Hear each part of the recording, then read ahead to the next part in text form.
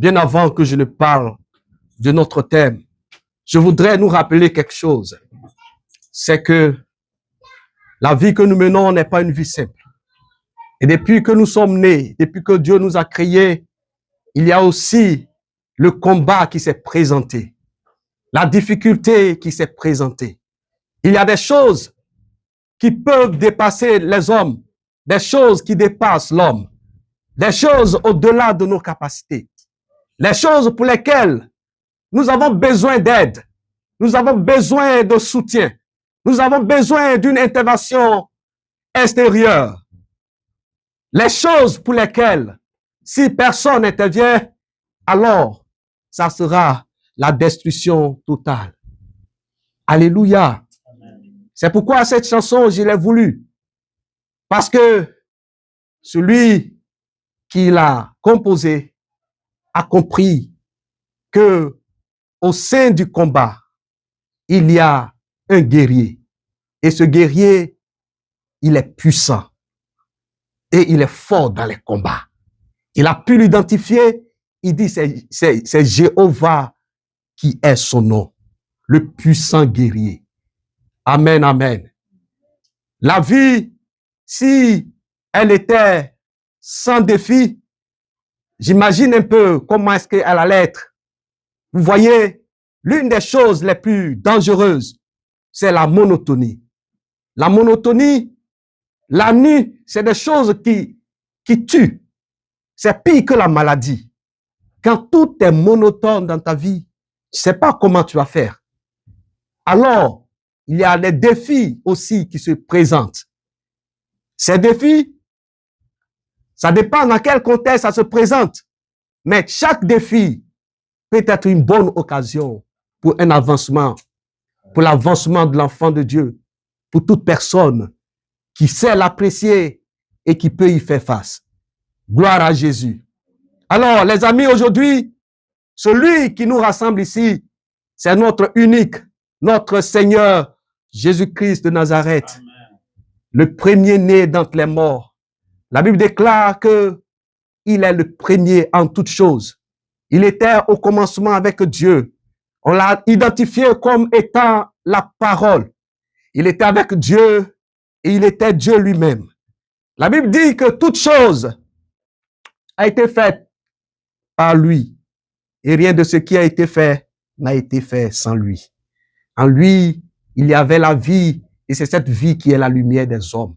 Jésus-Christ est la personne qui connaît l'être humain parce qu'il était là au début, avant que tu ne fus créé, il était là. Et cette vérité, il a déclaré aux Juifs, il leur disait, vous dites que vous êtes enfants d'Abraham. Avant que Abraham ne fût, je suis. Alléluia. C'est pourquoi il est celui qui a été choisi par Dieu lui-même à venir sur la terre, à venir à s'introduire dans le règne humain afin d'apporter la solution qu'il faut, afin d'apporter la vie que Dieu a voulu que l'homme vive sur la terre, afin de lui apporter cela. Jésus-Christ de Nazareth, le roi des rois et le Seigneur des seigneurs, le ressuscité de tous les temps. La terre n'a pas pu le contenir, n'a pas pu le retenir. Jésus-Christ est cet homme exceptionnel. C'est pourquoi son nom a été donné et cela a été annoncé. Il a dit, tu lui donneras le nom de Jésus et c'est lui qui sauvera son peuple de ses péchés. Que quelqu'un lui donne gloire et honneur, que quelqu'un l'ovationne, que quelqu'un le célèbre, que quelqu'un le loue, que quelqu'un le glorifie. Amen, amen. Il est bon de parler de lui. Parce que ce qu'il a fait pour nous, je ne sais pas comment est-ce que nous allons payer si on devait rembourser. Avec quoi est-ce que nous allons rembourser? Mais je ne pense pas qu'il a fait afin que nous puissions le rembourser. Il veut simplement que nous jouissions de cette vie grande, glorieuse et parfaite qu'il veut nous accorder.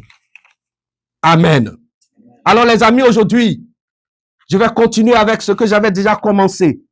J'avais parlé les droits et des devoirs et les privilèges de l'enfant de Dieu.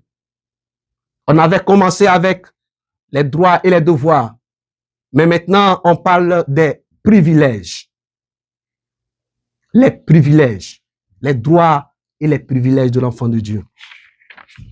Et en introduction, j'ai comparé un peu de ce qui concerne les droits des citoyens. Dans une nation, les citoyens ont des droits. Même si ces droits ne sont pas forcément respectés. Mais les personnes qui sont éclairées, les personnes qui connaissent leurs droits, ils n'usent pas d'efforts pour les réclamer, pour les revendiquer. Toutes les personnes qui connaissent leurs droits ne peuvent pas les laisser être bafoués. Ils vont se lever, ils vont se battre afin que leurs droits soient respectés. C'est la même chose quand tu es chrétien. Tu as des droits. Tu as des privilèges. Dans une nation, les prisonniers n'ont pas les mêmes droits que les personnes qui sont libres. Quand tu es prisonnier, il y a des droits qui te sont retenus. Il y a des choses que tu ne peux faire. Un prisonnier ne peut exercer une volonté. Un prisonnier ne peut pas faire ce qu'il veut. Il ne peut pas se lever pour dire aujourd'hui je vais à la plage. Qu'aujourd'hui il fait chaud, il fait beau, il faut faire beau dehors, alors il faut que j'aille à la plage. Mais tu es un prisonnier, tu n'as pas de droit. Alléluia. Mais le jour où tu bénéficies d'une grâce, le jour où la grâce présidentielle te visite et que tu deviens une personne libre, alors tes droits te sont redonnés. Tu deviens une personne libre et tu partages les mêmes droits que les citoyens qui sont libres. Alléluia. Alors aujourd'hui, nous allons continuer notre histoire sur les droits et les privilèges de l'enfant de Dieu. La dernière fois, nous avons parlé de droit à la liberté. Et dans cela, nous avons déjà lu le livre de Romains, Romains 8, oui, c'est ça. Nous avons dit droit à la liberté. Nous avons parlé de Romains 8, verset 1, 2. Et nous avons expliqué que il n'y a plus de condamnation pour celui qui est en Jésus-Christ. Parce que la loi de la vie de l'esprit en Jésus-Christ nous a libérés de la loi du péché et de la mort. Et j'ai expliqué que la loi du péché, c'est cette loi qui est dans le corps de l'homme. C'est cette loi qui nous conduit à faire ce qui est mauvais aux yeux de Dieu. C'est ce qui nous conduit à désobéir à Dieu.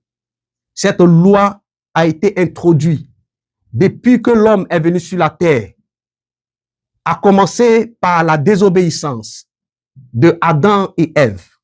Vous savez ce qui s'est passé. Quand Dieu a donné l'ordre à Adam, Ève était à côté. Mais quand le Satan est venu parler à Ève, Adam était là, mais il n'a rien dit. Il n'a rien pu faire.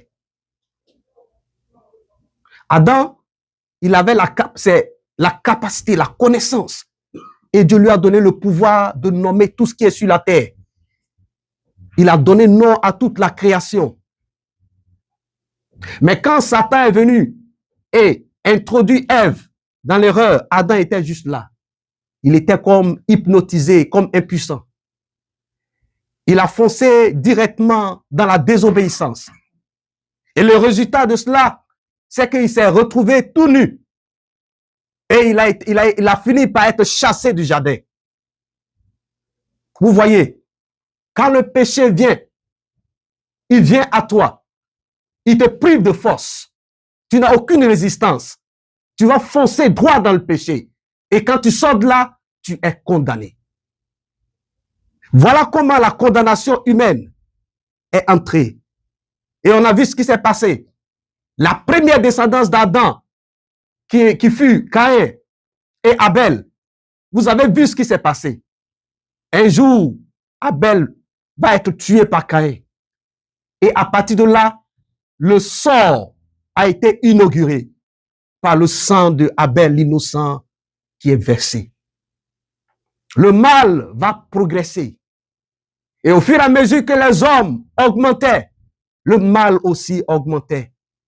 C'est pourquoi vous allez comprendre, vous allez remarquer qu'il est plus facile, très facile de faire du mal que du bien. Est-ce que quelqu'un me comprend? Il est très, très facile de commettre les erreurs que d'avoir la lucidité et de prendre la bonne décision. Il est très facile de prendre la mauvaise décision. Il est très facile d'offenser. Il est très facile de désobéir.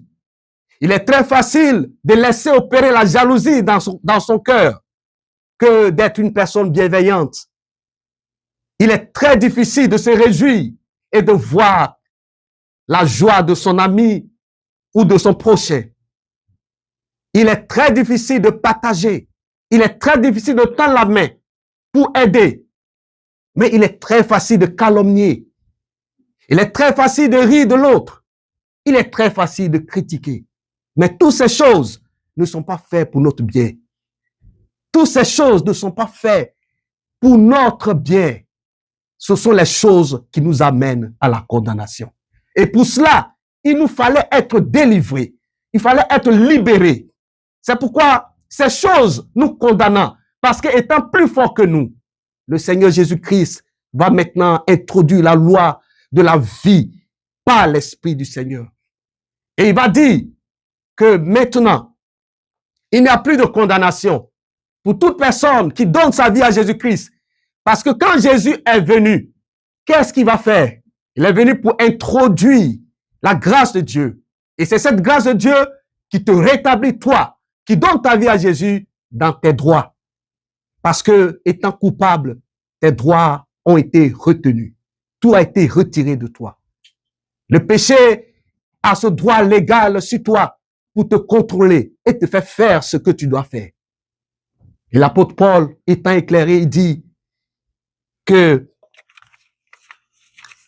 je vais lire rapidement.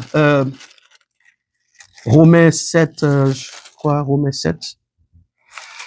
Oh my God. Bon, ce que je veux dire, c'est quoi? C'est qu'il dit que le mal que je n'aime pas, je le fais.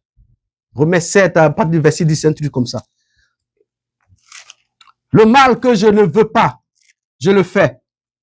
Mais le bien que je veux, je n'arrive pas à le faire.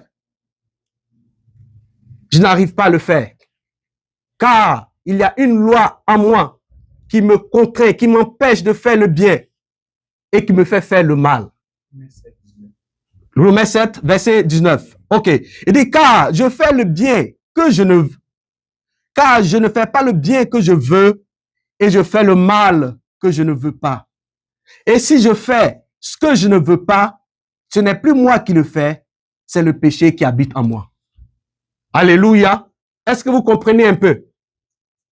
Si tu fais quelque chose et puis tu regrettes, tu dois savoir que en réalité, ce n'est pas toi qui l'as fait, mais c'est le péché qui est en toi. Parce que l'homme est vendu au péché. C'est pourquoi on pêche si facilement. Amen, amen.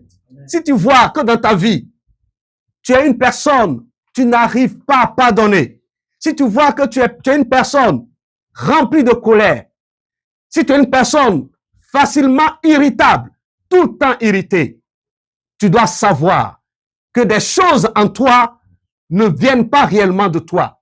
C'est une main extérieure, une force externe qui veut te mettre dans l'abaissement, qui veut te faire priver des grâces de Dieu, t'éloigner des choses de Dieu. Parce que ces choses de Dieu vont te fermer, te priver de la gloire de Dieu. Parce que c'est le péché que Dieu n'aime pas. Amen, amen. Parce qu'il est écrit, car tous ont péché et ils ont été privés de la gloire de Dieu. Le péché ne va pas te tuer tout de suite, mais ça va tuer ta relation avec le Seigneur. La gloire de Dieu va s'éloigner de toi parce qu'une barrière invisible viendra se mettre entre toi et Dieu. Et alors on dira que tu as été privé de la gloire de Dieu. Alléluia. Mais le Seigneur, le Dieu vivant, qui nous a créés, il nous connaît.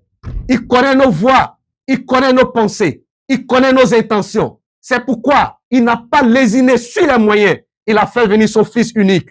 Lui seul qui a l'essence, le sens de la restauration. Il a fait venir. pour introduire cette grâce dans ta vie. Il vient avec la loi de la vie, la loi de l'esprit de vie qui est en Jésus-Christ. Cette loi se présente à la loi contre la loi du péché et de la mort. C'est pourquoi, quand tu donnes ta vie à Jésus, tu dois savoir que tu n'es plus condamné. Tu dois savoir que tu es désormais une personne qui n'est plus condamnée. Tu as des droits qui ont été légués, qui t'ont été conférés par le sang de Jésus-Christ, par son obéissance et par son sacrifice, pour que tu puisses avoir une dignité sur la terre des hommes, que tu puisses avoir de l'expression, que tu puisses t'exprimer. Amen, amen. Alors, aujourd'hui, nous allons continuer notre lancée et nous allons parler du droit à la délivrance. Nous avons parlé du droit à la liberté. Nous avons aussi parlé du droit à la guérison. Et la guérison, j'ai parlé un peu dessus. Je dis c'est le pain quotidien des enfants. C'est le pain des enfants. Le Seigneur Jésus l'a dit. Il dit c'est le pain des enfants. Et quand il parle des enfants, il parle de ceux qui l'ont accepté, de ceux qui ont cru en lui et qui l'ont accepté comme Seigneur et Sauveur personnel. Tu dois savoir que si tu as accepté Jésus comme Seigneur et Sauveur personnel, alors le pain quotidien, c'est à toi, c'est-à-dire la guérison, sur toutes ses formes. Que ça soit guérison émotionnelle, que ça soit guérison spirituelle, elle est à toi. C'est ton droit de le recevoir. Elle est à toi. Dieu l'a décidé ainsi. Alléluia. Donc aujourd'hui, nous allons parler du droit, le droit à la délivrance. Et là, c'est Luc. Le droit à la délivrance, c'est Luc, chapitre 13, verset 10 à 17. Là, je pense qu'on peut... Luc, chapitre 13, verset... Luc, chapitre 13.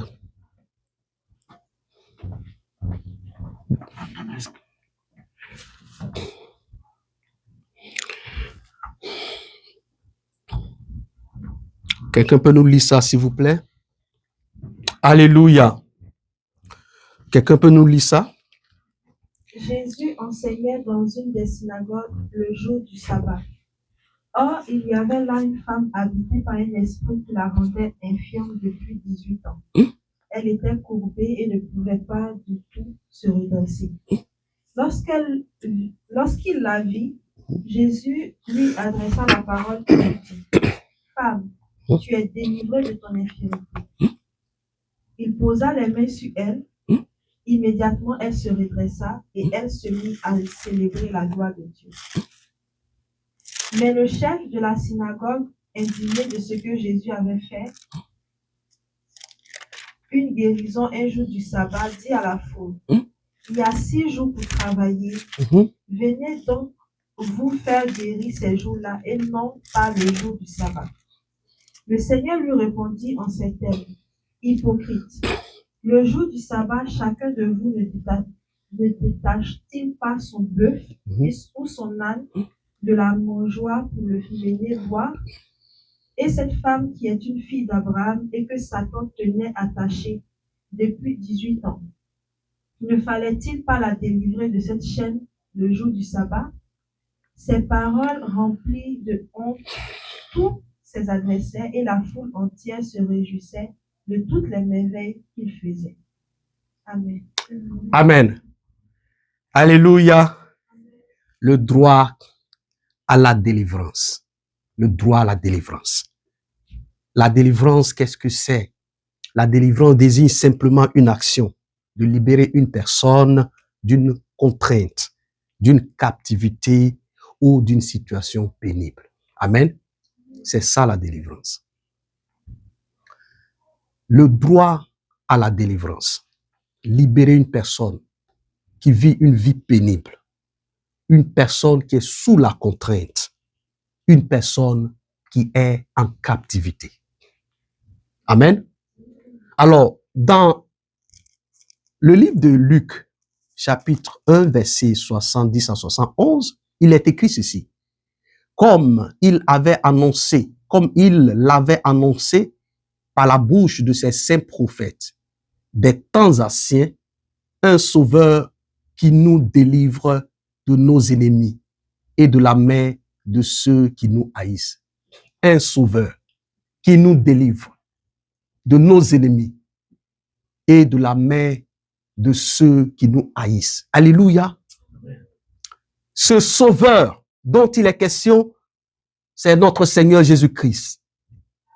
Le sauveur qui nous délivre de nos ennemis et de la main de ceux qui nous haïssent. La main de ceux qui nous haïssent. Quand cette parole était annoncée par la bouche du prophète Ésaïe, les docteurs de la loi ont compris qu'il s'agissait d'Israël et de ses bourreaux. Parce que Israël a été sous la domination de plusieurs royaumes, de plusieurs rois, de plusieurs nations étrangères. Et ils comprenaient que cette délivrance en question n'était que d'ordre physique. Et ce grand Messie a été annoncé. Israël attendait. Ce Messie qui est le Sauveur, qui viendrait et qui allait les libérer du joug de ses oppresseurs, c'est-à-dire ses hommes physiques. L'une des choses qui a fait que les gens n'ont pas reconnu Jésus-Christ comme le Sauveur, c'est que Jésus-Christ était venu et il n'a pas chassé les Romains. Parce qu'au temps de Jésus, c'était les Romains qui régnaient sur Israël. Vous avez vu un peu, vous connaissez un peu l'histoire une sorte de similitude comme la colonisation, comme les colons qui sont allés en Afrique et ils ont colonisé. Bon, c'est la même chose, à peu près. Alors, Israël était sur le joug romain. Cependant, il a été annoncé que ce Messie qui viendrait allait les libérer, allait les délivrer de ceux qui les haïssent. Jésus-Christ vient au temps d'Hérode, mais Hérode était toujours là. Au lieu de chasser Hérode, il chassait les démons. Il guérissait les gens. Il rendait la vue aux aveugles. Il donnait les morts des personnes mortes. Il leur redonnait la vie. Il ressuscitait. Ah! On dit, il va nous délivrer. Mais il vient et puis guérit les gens. Alléluia. Donc, on ne pouvait pas comprendre ces choses-là. Alors que le Seigneur Jésus-Christ est venu pour nous libérer du joug de notre pire ennemi, qui est le diable. Amen. Le véritable ennemi de l'homme, ce n'est pas ce que nous voyons. C'est le diable qui est l'ennemi de l'homme. C'est lui. Si vous voyez qu'aujourd'hui, les hommes s'entretuent, c'est pas eux, c'est le diable qui fait.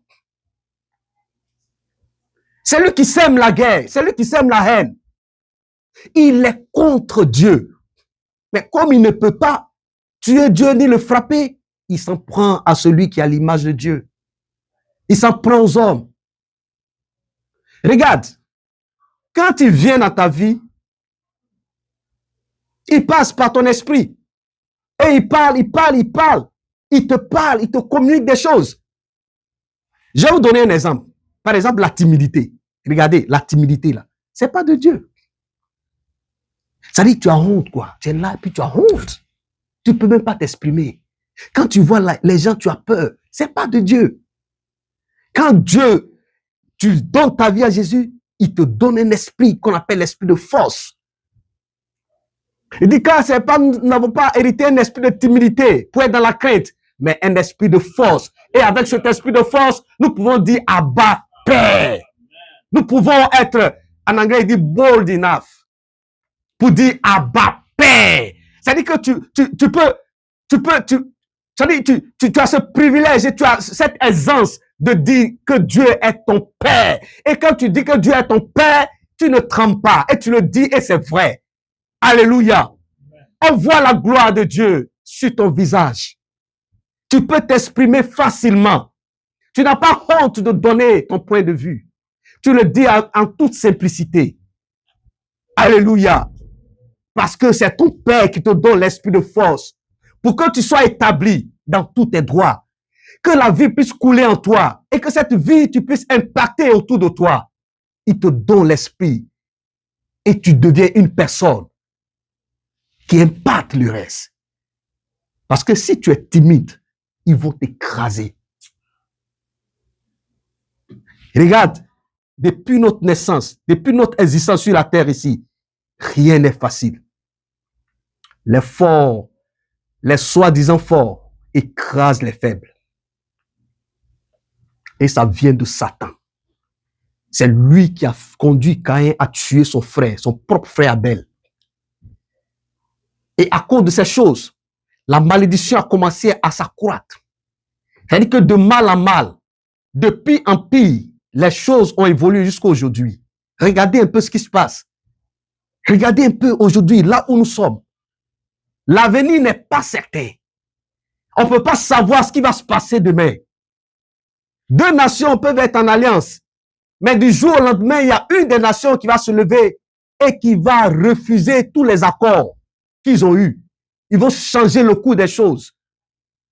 Nous le voyons ici aujourd'hui, actuellement au Canada, ici. Nous voyons ces choses. Ça dit, le lendemain, on n'a plus de certitude. Ça dit, tout peut changer à tout moment. Gloire à Jésus.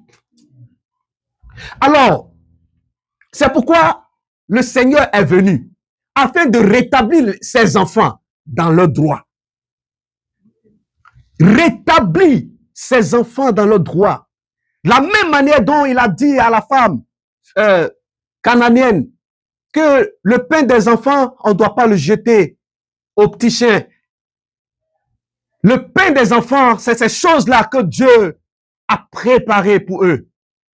Dieu a réservé à ceux qui croient en lui. Dieu a fait venir Jésus-Christ. Ce n'est pas pour se promener sur la terre. C'est pour établir quelque chose. C'est pour rétablir. C'est pour rééquilibrer. C'est pour restaurer. Et l'une des choses que le Seigneur Jésus-Christ est venu restaurer, c'est le droit à la délivrance. Le droit à la délivrance. Parce que l'ennemi qui met les gens sur ce jour d'oppression et de toutes sortes de vices, il est plus fort que les hommes. Il est plus rusé que les hommes. Il est plus sage que les hommes. Il est plus intelligent que les hommes. C'est pourquoi facilement, il nous conduit en erreur. Il suffit que tu sois un homme. Il suffit que tu sois un être humain. Tu tombes sur le coup de son pouvoir. Quand notre Seigneur Jésus-Christ, le jour où il a été baptisé, et qu'une parole est venue du ciel, le déclarant être le Fils, le bien-aimé de Dieu, depuis ce jour, des choses vont commencer à se lever contre lui. Il était allé dans le désert, en train de jeûner, prier, et le diable va s'avancer. Il va le saisir, il va lui parler. Si tu m'adores, je vais te donner toutes les richesses des hommes sur la terre. Vous voyez ça? Le Fils de Dieu lui-même, le diable n'a pas eu peur de lui. Et si tu es le Fils de Dieu, transforme ces pierres en pain, tu vas manger. Alléluia. Cet ennemi, il a cette nature de dénaturer les choses, d'utiliser les choses hors de leur contexte. C'est pourquoi tu vas voir que tu vas avoir des envies bizarres. Si tu vois que tu as des envies bizarres, c'est que ça ne fait pas partie du plan que Dieu a fait pour toi. Tu vas voir que tu es conduit à faire des choix bizarres. Si tu fais un choix qui est bizarre, il faut comprendre que la main de l'ennemi n'est pas loin de toi. C'est pourquoi il vient et il veut te rétablir dans tes droits. Il veut que tu sois délivré. Alors cette femme, selon cette lecture que nous venons de lire, elle est dans le temple chaque fois, elle vient, mais elle est courbée. Elle ne peut se déplacer. Pourquoi elle ne peut se déplacer? Parce que une chaîne la tenait. Mais personne n'a vu que c'était une chaîne qui tenait cette femme. Tout ce qu'on pourrait savoir, c'est que cette femme était infirme, comme on le disait. Elle était courbée. Je ne sais pas quel âge avait, mais ce temps d'infirmité a duré 18 ans. 18 années que cette femme croupissait dans les chaînes de l'ennemi. Elle ne pouvait pas, je ne sais pas comment, si elle était mariée, comment est-ce qu'elle va vivre sa vie avec son mari. Si elle avait des enfants, je ne sais pas comment est-ce qu'elle allait pouvoir subvenir aux besoins de ses enfants. Comment est-ce que cette femme allait pouvoir mener une vie réelle, une vie véritable. Cependant, cette femme a été déclarée fille d'Abraham. C'est pas n'importe qui, c'est pas n'importe quelle personne. Fille d'Abraham. Mais diable la tient. Satan la tenait liée. Bien-aimé, ce n'est que juste un petit exemple parmi tant d'autres. Qu'est-ce que tu vis en tant que chrétien? Quel est le défi de ta vie? Qu'est-ce qui vient faire obstacle à ta foi? Tu as droit à être délivré. C'est ton droit. Que le Seigneur Jésus vienne dans ta vie afin de te libérer. C'est ton droit. Ça fait partie de ce qui a été écrit dans la constitution du royaume. Que les enfants de Dieu soient libérés. Vous voyez, la délivrance, elle a été dans tout le parcours d'Israël. À chaque fois, il fallait que Dieu vienne pour les délivrer. Mais aujourd'hui, la délivrance se présente à tout le monde. Surtout à ceux qui se donnent à Jésus-Christ de Nazareth. La vie en Jésus ne veut pas dire qu'il n'y a pas de défi. Être chrétien ne veut pas dire qu'il n'y a pas de difficulté. Être chrétien, ça ne t'empêche, ça ne te prive pas des pleurs. Être chrétien ne te prive pas des moments d'angoisse. Être chrétien ne t'éloigne pas de la dépression. Tu es chrétien, mais tu es déprimé. Parce que le sort qui est sur la terre, tu es aussi exposé. S'il y a la famine, toi aussi tu vas vivre la famine. S'il y a la guerre, toi aussi tu vas vivre la guerre. Mais l'une des choses qui est bonne, c'est qu'au sein de toutes ces choses, tu as de l'espérance. Parce que tu sais que tu as quelqu'un sur qui tu pourras compter. Alléluia. Il a dit le juste tombera, mais cet homme va se relever. Pourquoi? Parce qu'il a un soutien. Et ce soutien, c'est celui que tu as choisi, Jésus-Christ de Nazareth. Il dit aujourd'hui, tu as le droit d'être libéré. Il voit cette femme et il lui dit, femme, aujourd'hui, tu es délivrée. Amen, amen. Amen. Il dit, aujourd'hui, tu es délivré. Pourquoi il dit aujourd'hui, tu es délivré? Parce qu'il connaît la source du problème. Il connaît l'origine de ce problème. Il sait que cette chose apparente, qui est à l'origine? Il va dire, réprimer ceux-là, ces aveugles, qui se disent docteurs de la loi, qui parlent de Dieu sans comprendre l'essence même de Dieu. Il va leur dire que, mais Satan tient tenir cette femme. Satan est en train de la troubler. Et vous ne voulez pas qu'on la libère. Il fallait la délivrer le jour du sabbat. Le jour du sabbat, ce n'est pas seulement pour venir écouter des belles paroles, des belles prédications, mais c'est recevoir la provision de Dieu. C'est pour venir être impacté, venir à la source et recueillir les fruits de l'esprit. Venir en fait que Dieu puisse te remplir et que tu partes avec lui. Combler tes semaines, combler des jours, combler des mois. Venez afin de semer en toi les grains et les graines de la victoire, afin que dans ta vie, tu puisses avoir la victoire. Alléluia. Que Dieu nous bénisse. Alors ici, nous parlons du droit à la délivrance. Le droit à la délivrance. Il est écrit que vous connaîtrez la vérité et la vérité vous affranchira. Quelle est cette vérité? L'une des vérités, c'est ça que le Seigneur vient déclarer.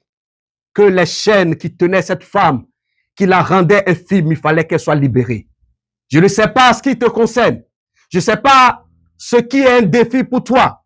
Mais laisse-moi te dire, quelle que soit la forme et la nature de ce qui peut constituer un défi dans ta vie, que ce soit pour toi, pour une connaissance, pour un proche, tu dois savoir que tu as le droit à la délivrance. Si tu n'as pas besoin de délivrance de manière personnelle, mais tu peux communiquer la délivrance à celui qui en a besoin. Si toi-même, ta circonstance et ta vie ne requièrent pas cela, mais tu as le droit de le véhiculer, de l'imposer et de l'établir. Parce que c'est tes droits, de la même manière dont le Seigneur Jésus t'a transféré ses droits, il te donne le droit de le transférer. C'est pourquoi tu peux aussi apporter la délivrance autour de toi. Est-ce que quelqu'un est d'accord avec moi? Si tu es d'accord, tu dis Amen.